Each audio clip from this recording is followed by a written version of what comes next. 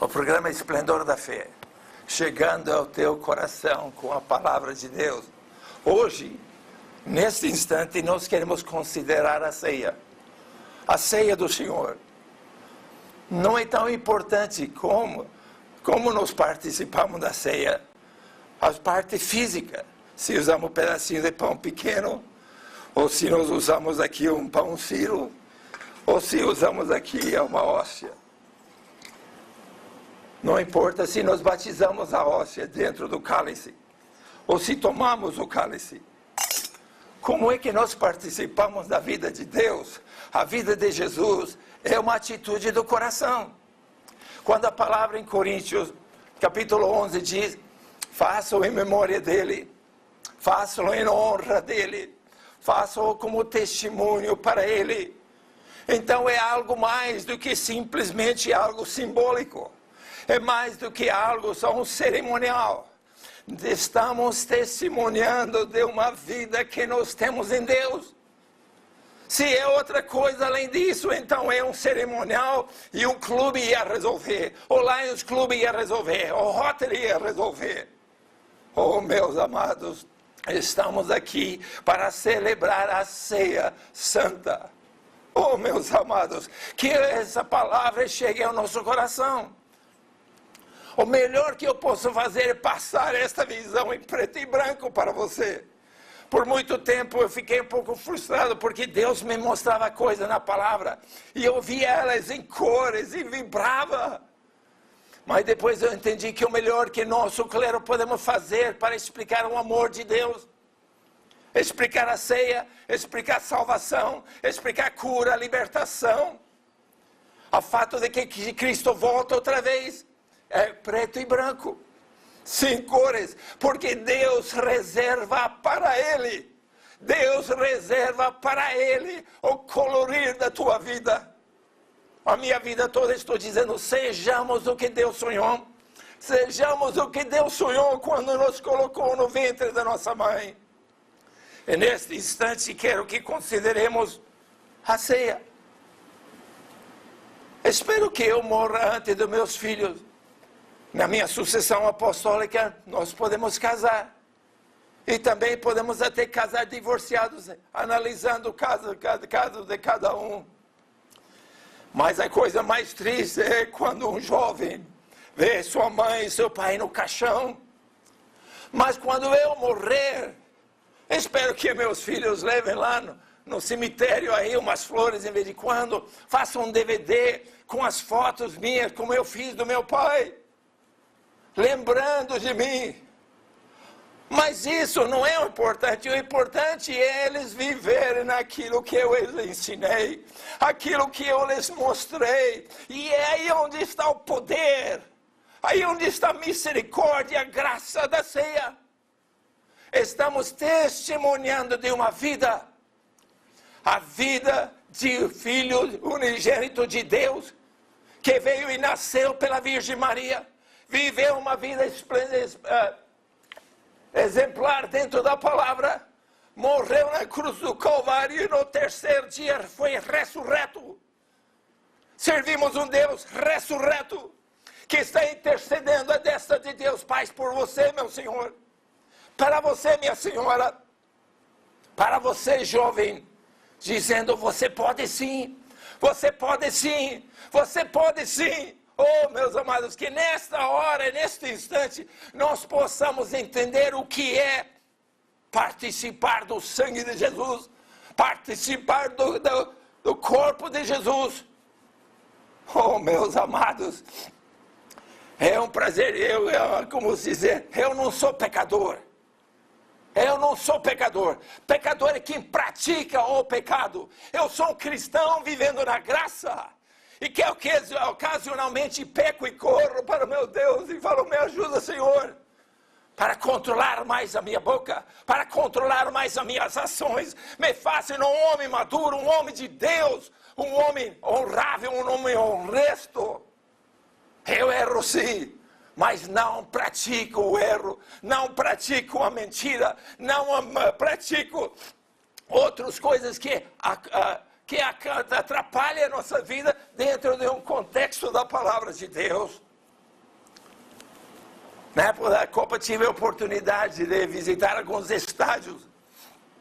Meu irmão ligou dos Estados Unidos e falou, eu tenho 5 ingressos para 5 estádios, preciso de um motorista e carro. E falei, então está resolvido.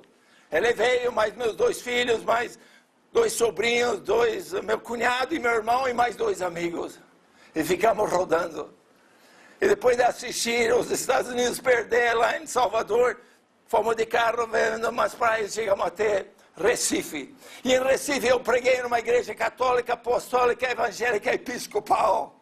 Trouxe uma palavra e depois eu servi junto com os outros cleros a ceia, batizando dentro do cálice a hóstia e servindo ao pessoal. Depois de jantar com eles, nós fomos mais para frente, eu e meu filho, só os outros tinham que voltar para os Estados Unidos e fomos até João Pessoa. Lá, então fomos numa comunidade onde meu filho conhecia um amigo. E lá ajudei a servir a ceia. Um modelo diferente. Um pãozinho assim, onde cada um bebia parte do cálice. E depois, quando terminou aquilo lá, eu já feliz tinha participado de 2 ceias santas. Honrando meu mestre, honrando meu Salvador. Então ele falou, quero chegar lá na igreja de Deus, tem um amigo meu que está pregando lá. E fomos lá e chegamos já um pouco atrasados. E todos os bancos de trás estavam lotados, as cadeiras. Então acharam uma vaga lá na segunda fileira. Então fomos lá e sentamos. Já estava na mensagem quando começaram e serviram a ceia também. E eu pensando, primeira vez na minha vida, várias vezes tinha participado de 2 ceias, mas nunca de 3. Então passou no primeiro banco e depois quando chegou no nosso banco, eu peguei um pãozinho e também um copo, um cálice. E feliz porque ia participar de 3 ceias, primeira vez na minha vida. Eu lembrei que teve um senhor na frente, que ele não tinha pego o pão nem o cálice. E senti Deus falar no meu coração, este é para ele. Pensei comigo, e agora? Como que vou falar com ele? Se eu cutuco ele, de pronto pode formar uma confusão aqui. Mas querendo ser obediente ao Espírito Santo, porque eu sabia que era Deus falando no meu coração, eu cutuquei ele nas costas e falou, meu amigo, eu estou com a tua ceia. Quando você resolver o que está o problema e está pronto para participar da ceia, a tua ceia está aqui comigo. Eu já participei de 2 ceias antes, e essa aqui ia ser meu terceiro, mas eu quero dar ele para você. Demorou um pouquinho, ele não reagiu, e meio segundo aí, depois eu cutuquei ele na costa outra vez, falei, olha meu amigo, se eu fosse Deus e você chegasse ao céu e tivesse ignorado a vida de meu filho Jesus, eu não ia deixar você entrar no céu. Eu não ia deixar meu filho morrer por você. E Deus demandou o seu filho dar a sua vida por você. Resolva e participe da ceia.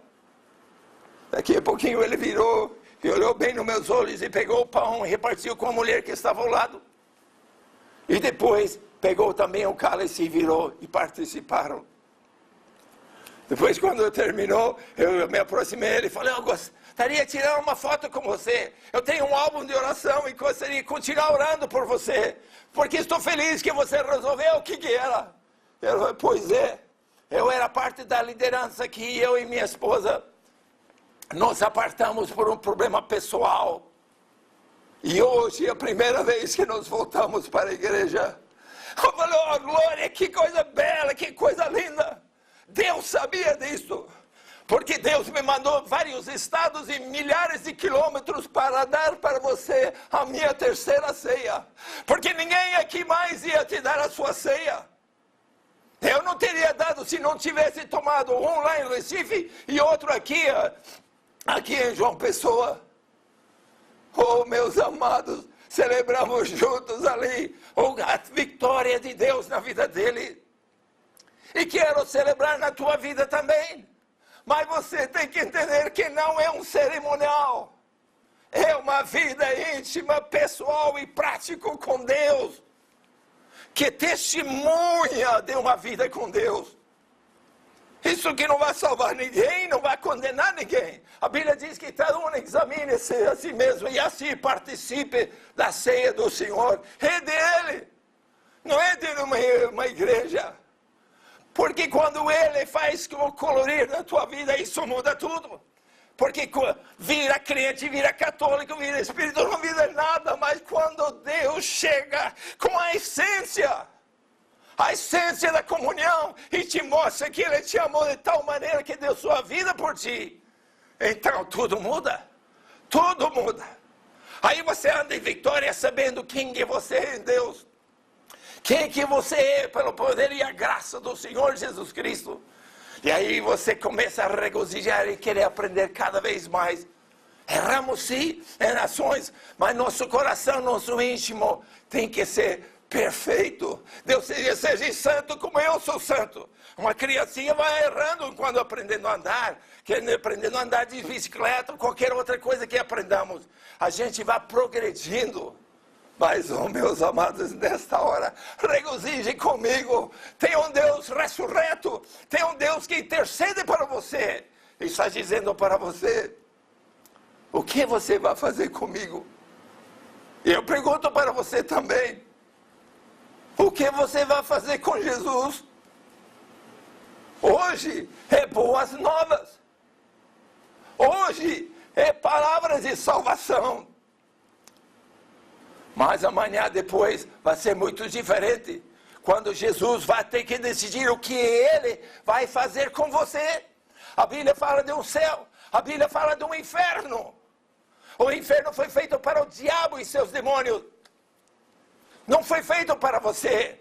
Mas João 3,16 diz, quem tem um filho tem a vida, e quem não tem um filho não tem a vida. Já está condenado, morto, que começou lá com Adão e Eva. Mas quando aceitamos o Cristo, deixamos Ele colorir a nossa vida e participamos, não somente da ceia, mas da comunhão dos irmãos. Deixamos Deus nos transformar. E aí nós somos cristãos verdadeiros.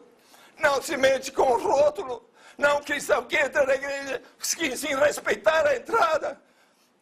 Mastigando chiclete, bebendo água, andando, vendo no celular, tantas coisas que magoam o meu coração. Imagina o coração de Deus. Só falta levar pipoca lá e fazer conta que é a casa da sogra. Como é que Deus vai operar numa igreja onde não há respeito? Como que Deus vai operar numa ceia que fazemos como mera rotina? Oh, meus amados, aqui está a vida e a morte e a ressurreição do Cristo. Ele deu tudo que Ele tinha para você. E Ele não pede você morrer por Ele. Ele pede você viver para Ele. O sonho que Ele sonhou quando te colocou no ventre da tua mãe. Sejamos o que Deus sonhou.